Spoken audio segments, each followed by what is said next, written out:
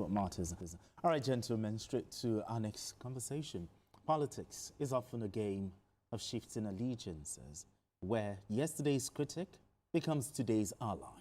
Ambassador-designate Reno Omokri has confirmed that he long apologized to President Tinubu over the vile comments he made against him during the 2023 election campaigns. Omokri had, at the time, amongst other things, accused the president of falsely claiming to be a graduate of Chicago State University.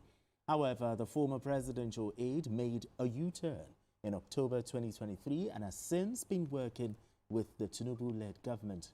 Only recently, he was confirmed as an ambassador-designate and he is expected to be deployed anytime soon. In addition, Omokri has backed the electronic transmission of results amid controversy trailing the proposed Electoral Act amendment. He, however, maintained that real-time transmission of election results electronically is unrealistic. Okay, BKO, Reno Omokri said he already apologized to the president, face-to-face about his past comments. And he also described Sowore's reference to it in court as childish. Now, how valid will you describe Reno Omokri's stance here? You know, sometimes we goof. We sometimes do not remember that the internet doesn't forget. Reno said a lot of things about Asiwaju Bola Ahmed Tinubu that I know he will be ashamed of now if those things were played to his hearing. I know that in his heart of hearts he will be thoroughly ashamed that he said those things. But as Mahatma Gandhi said, no man can attain perfection while in the body. We are imperfect beings. Many thoughts go through our minds in a day, things that we shouldn't even be thinking about. If people have the opportunity to know what goes on in a man's heart, some of the people that we see as the most pious, we will see that their hearts, the inner recesses of their hearts are as dirty as a sewage pit. We are not perfect people. But in the things we do, in the things we say, no man is by nature perfect. So, and Mr. President is someone who is so quick to forgive. This is a rare quality that he has. He's so quick to forgive.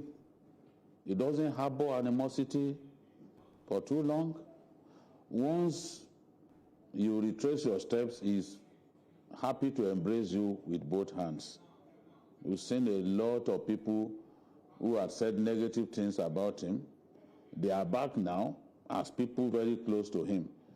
You know, people that he fell out with some years back in Lagos, today they are among the closest to him.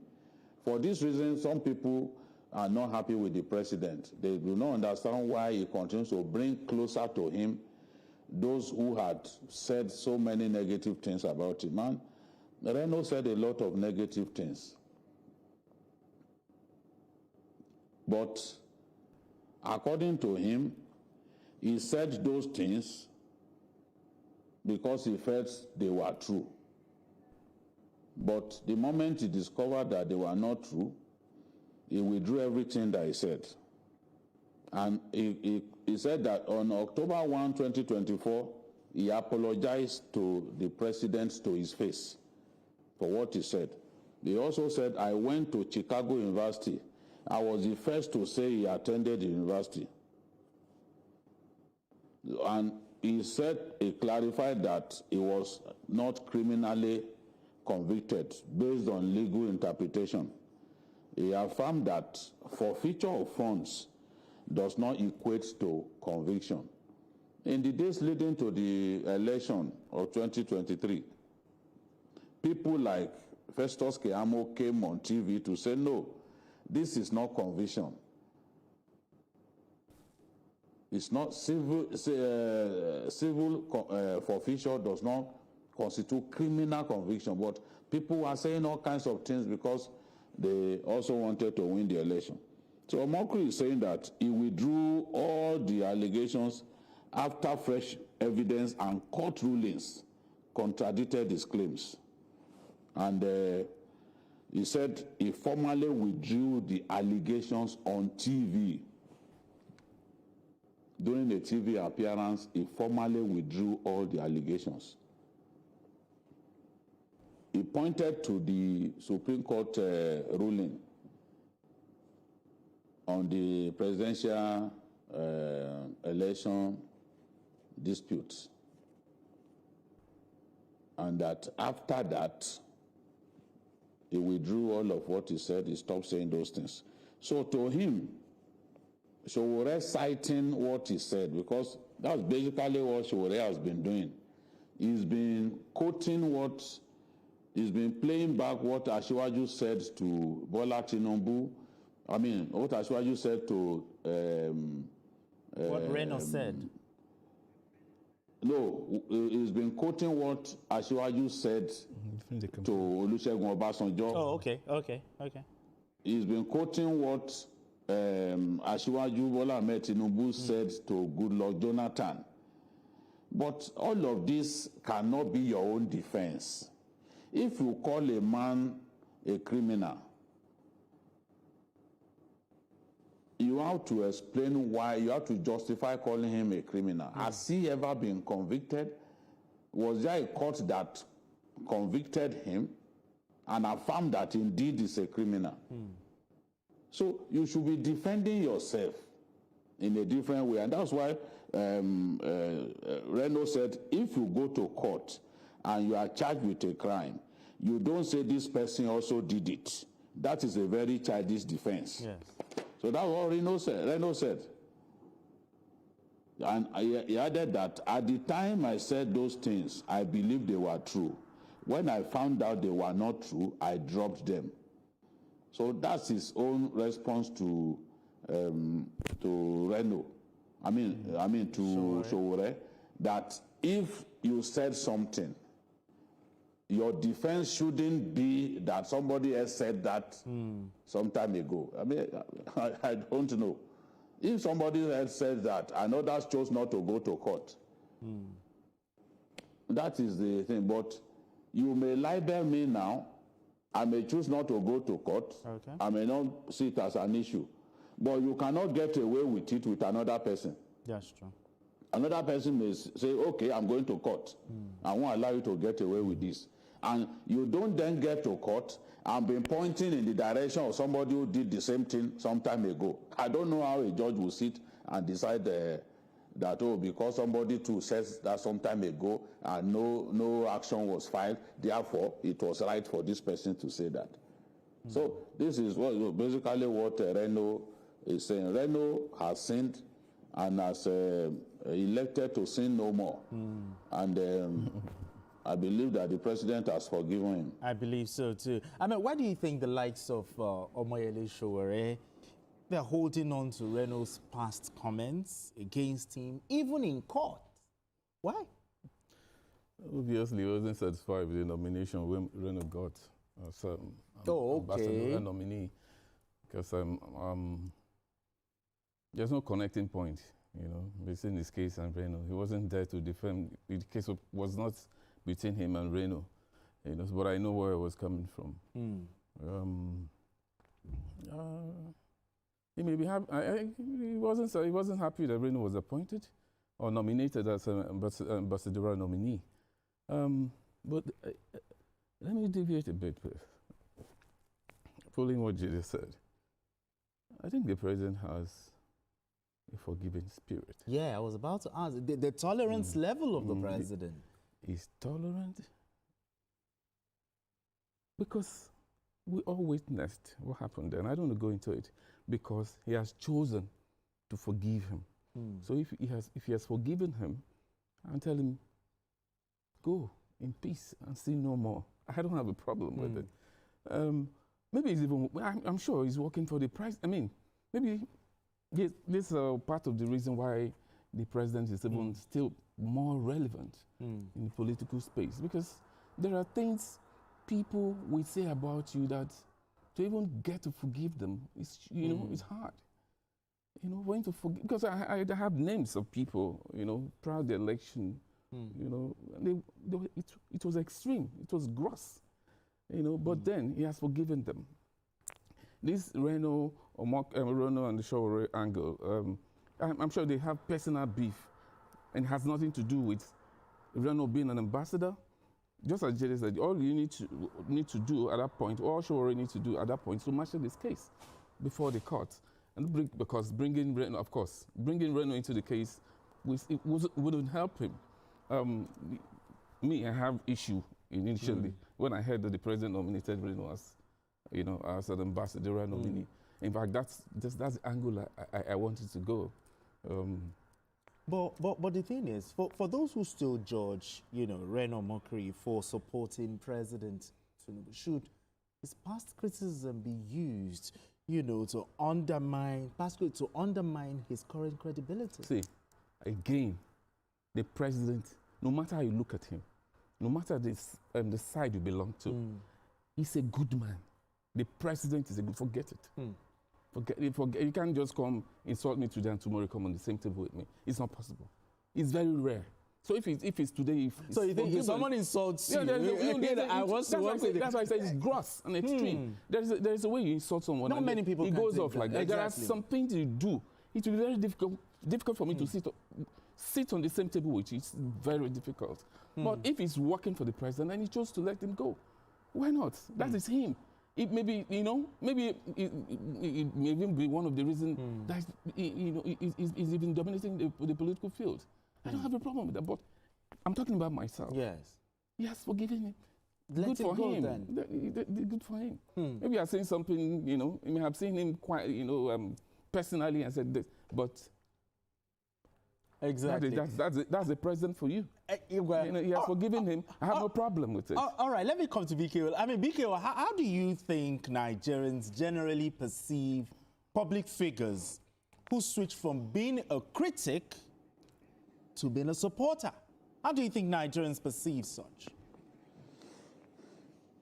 Yeah, they generally see such people as turncoats, people who cannot be trusted and all that. But it's a man's choice to decide whether he wants to be a critic forever, okay, or to join a government that he thinks is doing well.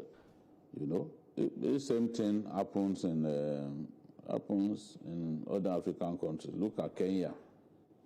The biggest of the opposition figures decided to join the ruling party. So it's not a new thing. And I believe that Reno has done so well. Within the short time that he began to support Mr. President, he's done extremely well. He's marketed the president very well. He's always quick to tackle the president's traducers. And he's very good with the use of data. Yes, sometimes he makes mistakes that people capitalize on. But by and large, he's a data-driven fellow, and he does his best to project the administration. So and also, for me, BK, I do not have anything against him. And also, BK, he has also backed the use of electronic transmission of results. I mean, how will you describe his submission on the issue? Yes, you see, the thing is, who is against electronic transmission of results? I don't think any patriot, I don't think any sensible person will be against it. And I don't think the issue is that people are against it. Okay. The issue is people don't believe that you should come up with a law that says that it must be transmitted real time. Because once you say it must be transmitted real time, then it becomes a problem. It can even lead to a legal logjam where there is no network. I hear people saying, oh, there is POS everywhere, there is this. Senator Ningi, I was reading that Senator Ningi said everywhere there is POS. it is not everywhere that you have POS. I dare him to go to Greeningwari and try to use a POS. This is a place that I've been to. And POS will not work because there is no base station that is standing. Wi-Fi can only work where there is network. Yes. So it can boost the network, it can help you. But where there is no base station, where bandits have destroyed all the base stations, all the infrastructure that telecommunication companies put on ground, they've destroyed everything. You are now expecting that POS will work. I mean, how do people reason like that? It will not work. And that's what we are saying, that there are many people. I said on this program, I mentioned even in Osun State, wards where you can't use your phone. Yes. I've not seen anybody who came out to say, Jide, you lied. Because what I said is the product of investigation. Kuriga in Kaduna State, they packed students. There was no means of calling to say our students have been packed. The current Minister of Defense told me in an exclusive interview that the military only got to know the day after those children had been taken away. I'm saying this on TV. So instead of people arguing blindly, they should try to find out, is this true or is not true? So Senator Ningi saying POS works everywhere in Nigeria is a lie from the pit of hell. There are places where you cannot use POS. There are places where you can't use your phone in this country. And we are prepared to prove it. That is why the word real time is meaningless in the grand scheme of things, because there are places where you cannot use your phone. Even the upload of results by INEC in 2023, weeks after the election, they were still uploading. Okay. So if it was possible to upload real time, why were they still uploading weeks after the election? So this is the reality. Even our NCC cannot say that Nigeria has 100% internet coverage. They can't say that. So where we do not have coverage, do the people not deserve to vote? And if they must vote, can you, in honesty and fear of God, claim that you can transfer a result real time when your phone is not working? So we just magnify things and make things unnecessarily complex in our country. And they've not told us where in the world that that voting is fully electronic. Even in India, the biggest democracy in the world, it is a combination of manual as well as electronic voting. Oh. The same thing in America. The mail-in ballots, those mail-in ballots, Yes. by the diasporans, those who are living outside of the U.S. Yes. Is it not manually that they vote? Yeah, it's manual. It's manual. The mail-in ballot, it comes, we vote normally, and they send it. Sometimes the election is even over, but those votes will come in all the same. What happened in Florida in 2003 when they had to count? And by the time that it was time for the president to emerge statutorily by the Constitution, yes, they had not even finished counting manually in Florida. They had to declare that George W. Bush was the winner. Is it not before our eyes that it happened? Yeah, it did. It happened. I mean, so they should leave us alone and stop these lies that the POS works everywhere. That is a lie from the pit of hell. I'm prepared to prove it. Okay, then. I mean, just take it home. POS doesn't work everywhere. We should stop telling lies. POS does not work everywhere. But on Reno's submission on is back in electronic transmission of results. Your thoughts? You said it because let's put it this way. At the end of the day, it's electronic transmission of results in real time. We've passed that at this point because I know that's the direction we're going to go. My problem is this. Nigerians have trust issues with their leaders. A country where there are no trust issues, all these things will be coming up.